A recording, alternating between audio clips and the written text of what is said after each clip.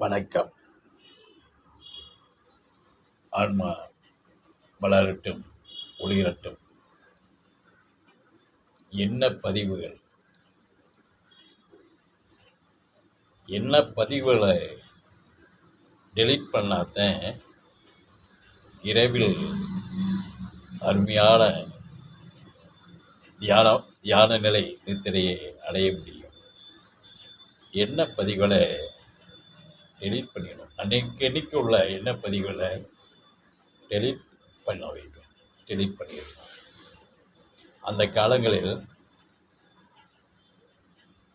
சாவடின்னு ஒன்று வச்சுக்கிறவங்க. அவங்க வீட்டில் உள்பகம் நம்ம ஐயாங்க வீட்டில் அது எனக்கு தெரிய இருந்திருக்கு. சாவடிங்கிறது கடுமையாக உழைத்துட்டு வந்து விவசாயிகள் நல்லா கடுமையாக உழைத்துட்டு மாலை 6 மணிக்கெலாம் வீடு சேர்ந்த உடனே சாப்பிட்டுட்டு சீக்கிரம் சாப்பிடுவாங்க. அந்த காலங்களில் சாப்பிட்டு அந்த சாவடியில் உட்காந்துட்டு உடனே சிரித்து அவ்வளவு சந்தோஷமாக பேசிகிட்டு இருந்துட்டு தான் நித்திரை கொள்வாங்க. அந்த சாவடியில் குடும்பத்தில் எல்லாருமே உட்காந்து குதூகலமாக பேசி சந்தோஷமாக பேசி அந்த சந்தோஷத்திலேயே தூக்கத்தை நித்திரைக்கு போவாங்க.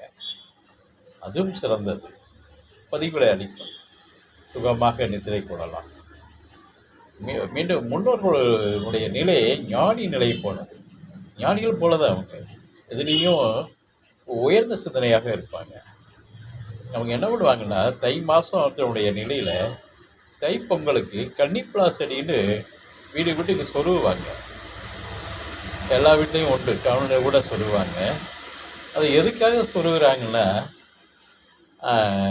அதாவது தைக்கு பின்னாடி கோடை காலங்கள் வருகிறது. அப்போது புல் புண்டெலாம் முளைக்காது, வாடிவிடும். அந்த கன்னிப்பலா செடி எதுனா பல நோய்களுக்கு அது மருந்தாகும். அந்த கன்னிப்பலா செடிங்கிறது அந்த கன்னிப்பலாவை சொருகி நிறைய வைப்பாங்க. எடுத்து அந்த கோடை காலத்தில் வரக்கூடிய நோய்களுக்கு அரைச்சி பாலில் சாப்பிடும் போது அது மருந்தாக கூடியது. அதுக்காகத்தான் அந்த நிலைக்காகத்தான் அது தை மாதத்தில் அது அதனுடைய கன்னிப்பலா இருக்காது. தைக்கு பின்னாடி கோடை காலத்தில் இருக்காது. இவங்க அந்த இது வழிபாடு மாதிரியே கொண்டு வந்து அப்படி பண்ணுவாங்க.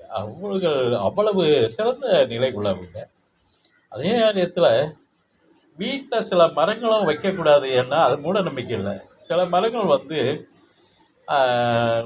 உடல்நிலைக்கே பாதிக்கும். சில மரங்கள் வைக்கலாம், ஆக்சிஜன் நிறைய கொடுக்கும். அதே நேரத்தில் வீட்டுக்கு முன்னாடி பிச்சி பூவு, வாசனைக்குரிய பூவு வைக்கவே கூடாது.